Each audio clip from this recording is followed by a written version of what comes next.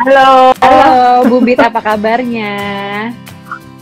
alhamdulillah sehat. Alhamdulillah sehat. Bumin Cantik amat sehat sih. kan? Alhamdulillah, Bu Bit.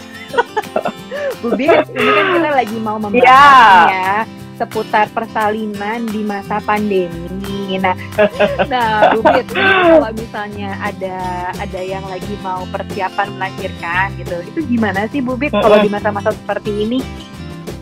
Oke, jadi sebetulnya memang lumayan banyak juga ya, terutama pasien aku kemarin juga sempat banyak yang terpaksa lahiran di masa pandemi seperti ini.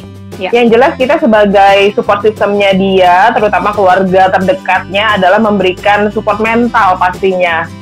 Memberikan suasana yang kondusif dulu nih di keluarga, gimana caranya biar ibunya nggak terlalu stres. Dan yang pasti perlu bekal ilmu, karena ya knowledge is power ya. Ilmu itu kekuatan. Kalau kita misalnya udah tahu ilmunya, kita pasti lebih percaya diri menghadapi persalinannya gitu. Oke. Bu Bit, kalau secara fisik apa sih yang harus kita persiapkan untuk menuju persalinan di masa pandemi ini? Apakah beda atau enggak sih? Kalau dulu kan ya aku olahraga aja gitu, tapi kalau sekarang nih gimana nih persiapannya? Apakah ada yang ekstra, Bu Bit?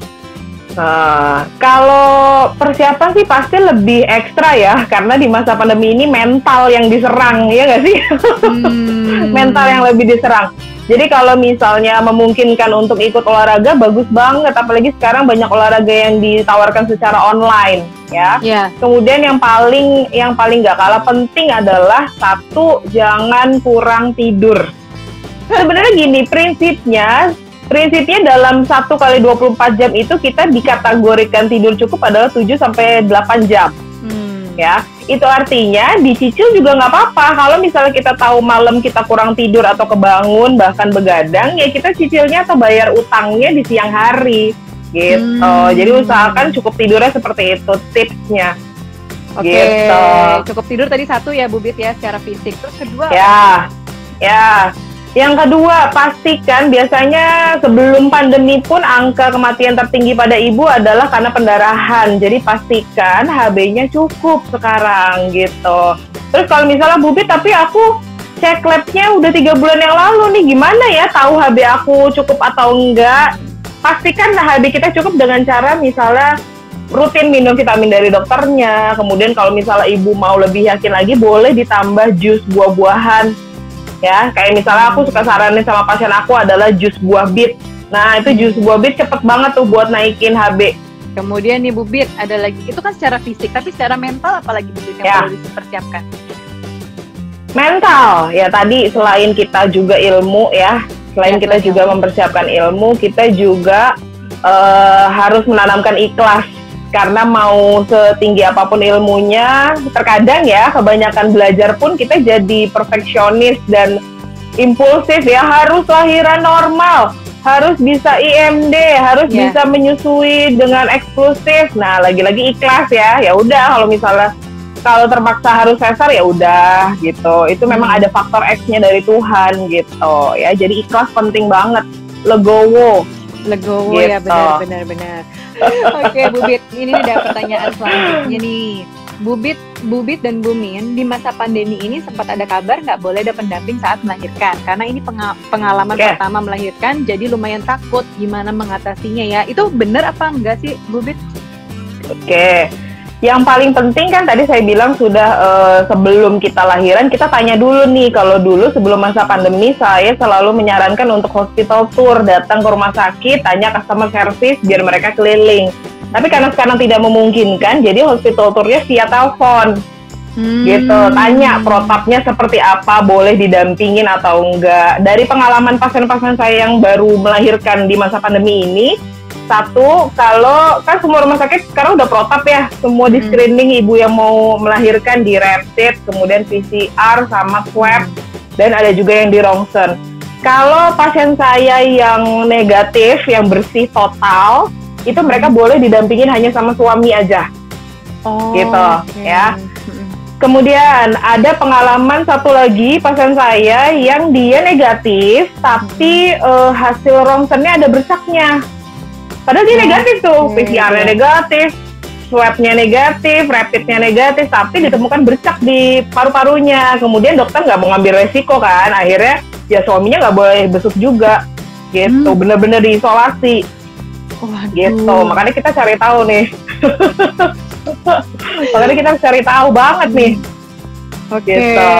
Nah ini melanjutkan soal tadi nih yang soal swab dan lain-lain. Ini ada yang bertanya juga nih, Bu Bit, haruskah kita tes COVID-19 dulu sebelum melahirkan? Oke. Karena sekarang mostly semua rumah sakit sudah menerapkan protap itu, jadi tunggu di rumah sakit aja daripada kita double. Gitu. Ntar takutnya kita tes sendiri di rumah sakit juga gitu. Karena sekarang semua rata-rata udah protapnya begitu, semua ibu mau melahirkan harus dites COVID semua gitu. Itu jadi sekalian aja di rumah sakit. Oke, baiklah. Gitu. Oke, next ini ada yang tanya juga, Bu Bit, saya HPL sebelum Juli, tapi sedang di luar kota dan ingin melahirkan di kampung. Apakah boleh pulang kampung bulan depan atau karantina mandiri baru ke dokter atau gimana? Big no-no sih ya kalau misalnya harus keluar kota. Terlalu beresiko. Kita yang tidak hamil saja pindah kota aja tuh sudah beresiko, apalagi ini ibu hamil yang dimana dia dalam keadaan nggak kompeten kesehatannya gitu, tidak dalam keadaan fisik yang prima gitu. Jadi saya tidak menganjurkan untuk pindah karena banyak bu yang DM menyesal ngotot lahiran di kota yang dia tuju tapi malah akhirnya jadi terpisah sama suaminya gitu. Jadi lebih baik sudahlah di tempat kita masing-masing dulu aja gitu. Toh semua juga fasilitas kesehatan sudah bagus gitu. Oke, jadi gitu ya, jangan mudik dulu sebisa mungkin ya, bulan Juli ini belum.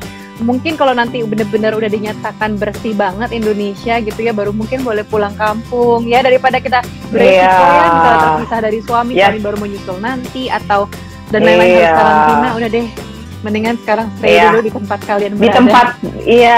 Di tempat masing-masing aja dulu gitu, karena terlalu beresiko sekali.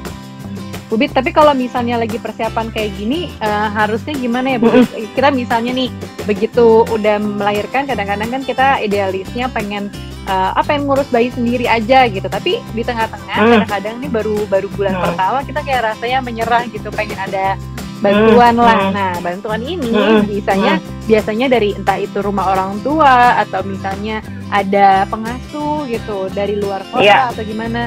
Menurut Bu Bit gimana ya, biar kita kan sama-sama waras gitu, begitu melahirkan kan lumayan tuh baby blues dan lain. Nah, apa yang harus kita lakukan Bu Bit untuk mempersiapkan atau mengurangi baby blues?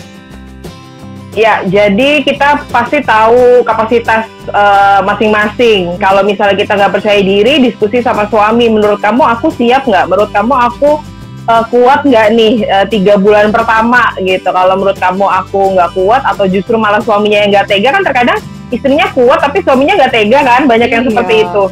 Kalau misalnya memang seperti itu, ya dipersiapkan 1 bulan sebelumnya. Kalau memang mau pakai pengasuh atau siapapun itu dari kampung ya misalnya, atau pastikan dia sudah di rumah kita dengan kamar yang terpisah ya 2 minggu sebelum kontak sama ibu melahirkan.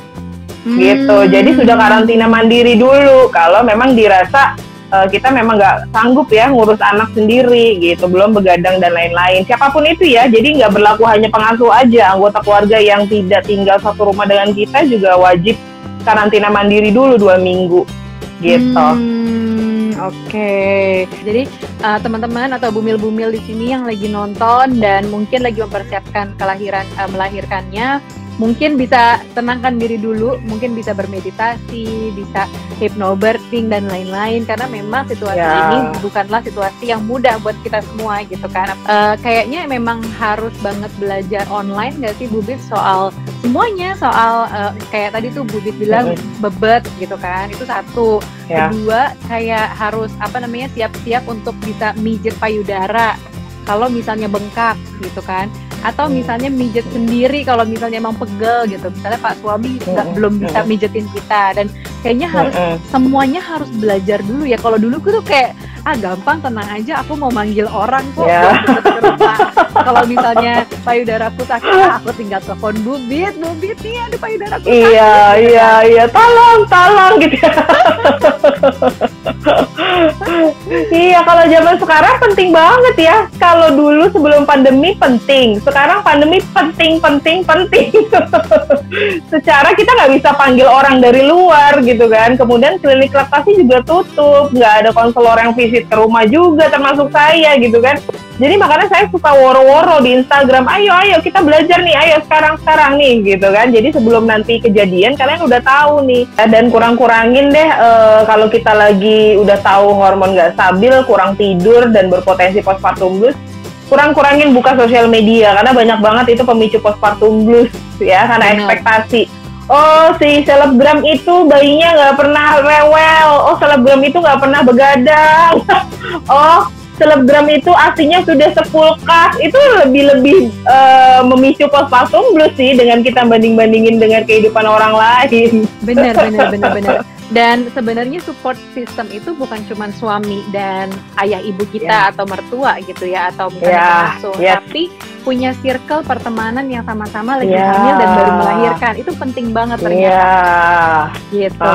Oke, Bu Bit. Terakhir nih Bu Bit, ada pesan nggak buat para ibu-ibu hamil atau yang baru melahirkan atau ibu menyusui?